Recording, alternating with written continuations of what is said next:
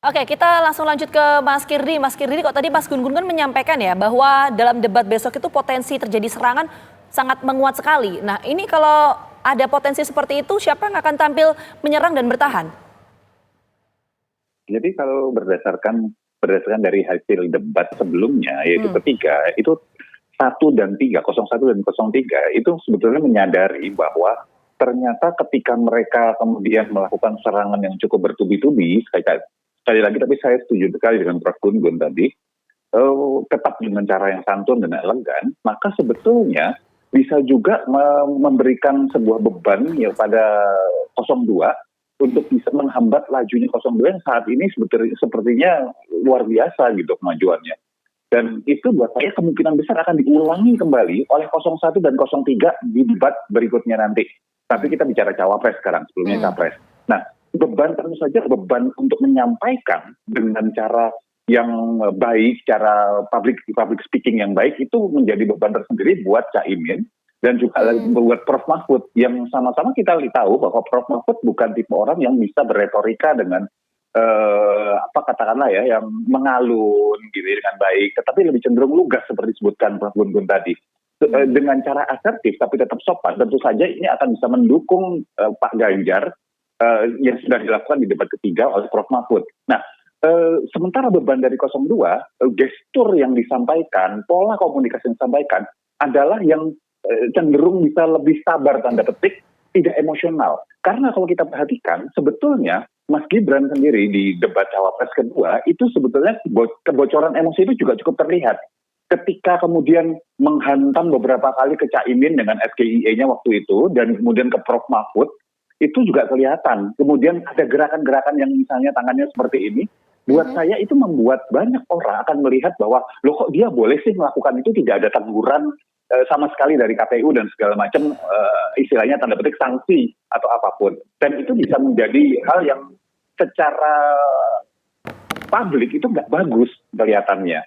Karena melihat kok ada kecenderungan dari KPU ini ya, memberikan katakanlah sedikit ada favoritisme, istilahnya seperti itu. Itu yang coba dihindari. Itu yang perlu untuk, saya yakin 02 sudah akan mempersiapkan supaya tidak jadi lagi kebocoran-kebocoran emosi seperti itu. Tapi strategi yang sama, model serangan yang sama bisa jadi akan dilakukan oleh 1 dan 3 dengan cara yang lebih lebih anggun, lebih elegan, dan lebih halus. Baik, kita ke Prof. Suhaib sendiri. Kalau Prof melihatnya bagaimana nih? Ini akan ditunggu-tunggu para pemilih itu seperti apa? Apakah memang substansinya, isinya, atau memang dari cara mereka, gayanya, atau seperti apa? Ya, saya kira tadi Mas Gun-Gun dan Mas Kirdi sudah menjelaskan itu, Mbak, berkaitan dengan bahwa retorika, kemudian gaya bicara, kemudian gaya penyampaian, itu juga sangat berpengaruh dalam hal menyampaikan kepada masyarakat. Dan perlu kita ketahui bahwa masyarakat kita di Indonesia kan tidak semuanya masyarakat yang mampu memahami bahasa yang tinggi, ya, seperti disampaikan tadi Mas Gun-Gun ya. Jadi kalau menurut saya memang harusnya besok tema-tema yang sudah disiapkan oleh KPU ini dibuat sesederhana mungkin. Misalnya gini, ketika kita bicara pembangunan berkelanjutan, itu kan apa namanya ya, bagi masyarakat awam kan nggak begitu memahami yang disebut pembangunan berkelanjutan itu seperti apa. Tapi mungkin begini, bicara misalnya pembangunan yang orientasi ringan dengan polusi misalnya ya. Ya, sekarang ini kan isu polusi udara dan pencemaran air kan luar biasa, Mbak, di kawasan lingkungan industri dan mungkin terjadi di seluruh Indonesia. Jadi mungkin juga bisa dijadikan satu pembahasan yang agak sederhana yang bisa dibahasakan, termasuk pengolahan limbah, ya kan gitu ya. Tapi yang paling penting lagi bagi masyarakat desa hari ini dan masyarakat adat adalah adanya penebangan hutan secara liar. Nah, ini juga mungkin bisa dibahasakan oleh calon wakil presiden pada debat besok bahwa hutan itu harus dilindungi. Yang disebut melindungi hutan itu seperti apa? Ya, itu juga bisa sehingga semua masyarakat ini mengkonsumsi dengan baik debat ini dengan substansi yang ada.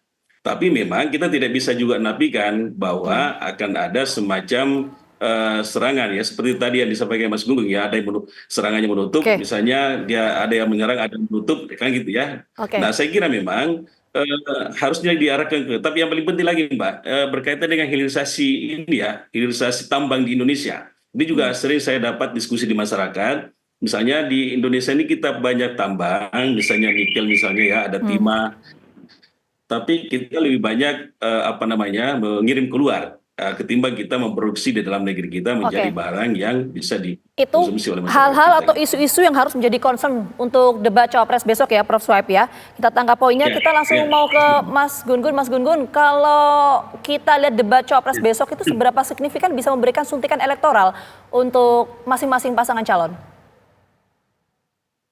Iya, insentif elektoral dari debat itu kalau lihat dari pemilu ke pemilu itu kan memang tidak terlalu signifikan ya.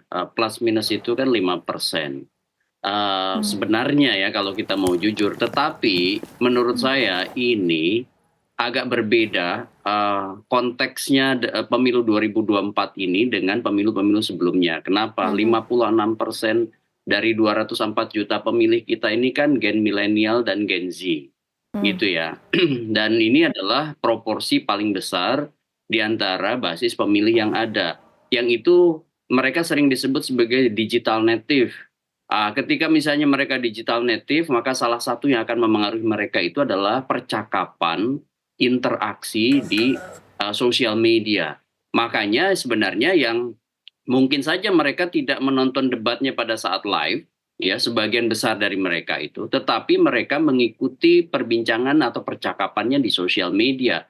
Makanya sangat mungkin terjadi yang disebut dengan symbolic convergence ya. Inilah yang konsep Ernest Borman ini menurut saya relevan. Kenapa? Karena bisa terjadi kesadaran, berbagi kesadaran bersama, misalnya mengamplifikasi perdebatan yang terjadi di panggung debat cawapres itu kemudian ditarik ke sosial media, kemudian ditarik ke komunitas dengan konsep connected media. Nah, itu bisa aja kemudian merankingkan isu di proporsi pemilih yang jumlahnya besar ini, sehingga kemudian bisa aja kemudian juga berpengaruh kepada kelompok pemilih ini untuk kemudian menentukan pilihan di injury time. Dan satu lagi, yang bisa aja terpengaruh besar itu adalah kelompok kritis, yang sampai sekarang belum menentukan pilihan, masih menunggu misalnya basis-basis data, argumen yang disodorkan oleh para kandidat, termasuk capres dan cawapres ini. Sehingga kemudian kalau melihat angka Litbang Kompas pada saat misalnya rilis ada 28% undecided voters, jumlahnya tentu ini besar. Agak berbeda dengan pemilu-pemilu misalnya seperti 2019 atau 2014 yang ketika memasuki fase-fase akhir jelang pemilu itu biasanya kelompok undecided voters itu semakin mengecil. Nah, tentu ya harapannya debat ini bisa menjadi satu di antara proses perankingan isu sekaligus pemberian keyakinan kepada mereka yang belum menentukan pilihan dan masih bimbang untuk kemudian betul-betul bisa menentukan pilihan, sehingga dugaan saya debat capres-cawapres sekarang itu bisa memberi insentif elektoral lebih besar dibanding tradisi sumbangan insentif elektoral. Oke, Mas Gun-Gun, kita tangkap poinnya. Capres-cawapres di 2019 dan 2024. Debat cawapres begitu. besok ini bisa memberikan insentif elektoral yang signifikan. Terima kasih sekali lagi untuk seluruh narasumber. Maaf sekali karena waktu kita terbatas. Terima kasih Mas Gun-Gun, Mas Kiri dan juga Prof. Swipe sudah bergabung bersama kami di Kabar Petang. Sehat selalu.